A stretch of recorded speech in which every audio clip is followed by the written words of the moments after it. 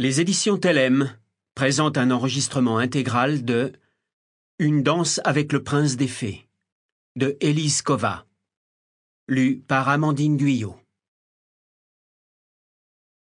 Chapitre 1er.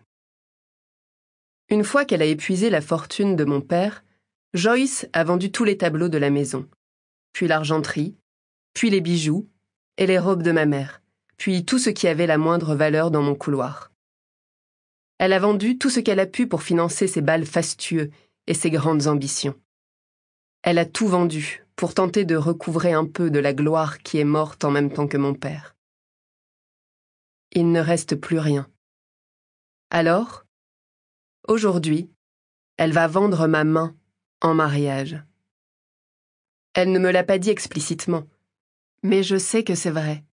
Cela fait déjà plus d'1 an que je le sens dans mes os, comme je sens l'approche d'un orage, l'anticipation dans l'air. Cela a commencé par de petits commentaires que mes sœurs faisaient en passant, mine de rien. Si je réagissais, on me répondait que je me faisais des idées, que j'étais ridicule de lire entre les lignes. Sauf que c'est toujours là que va se nicher la vérité, pas vrai ? Entre les lignes. Puis, c'est devenu un sujet de conversation à la table du dîner. Je suis en âge de m'unir à quelqu'un. Il est temps de me trouver un contrat satisfaisant.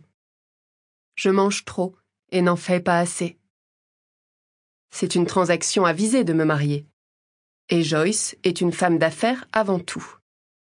Cette idée est aussi lourde et oppressante que le brouillard qui pèse sur les collines entre la propriété de mon père et la dense forêt au milieu des montagnes d'ardoise. Ces soucis me suivent comme un nuage persistant au-dessus de ma tête. Je rassemble d'une main les rênes de brume qui hennit doucement en secouant la tête. Je lui caresse l'encolure pour la calmer.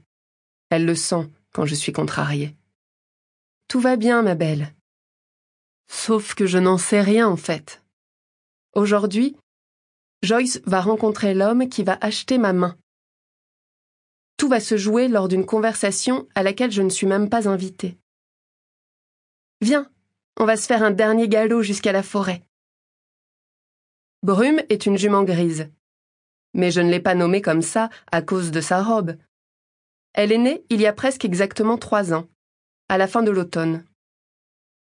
J'ai passé la nuit entière à l'écurie avec sa mère, impatiente de la rencontrer.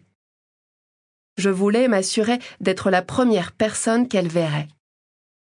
Brume est le dernier... Sample complete. Ready to continue?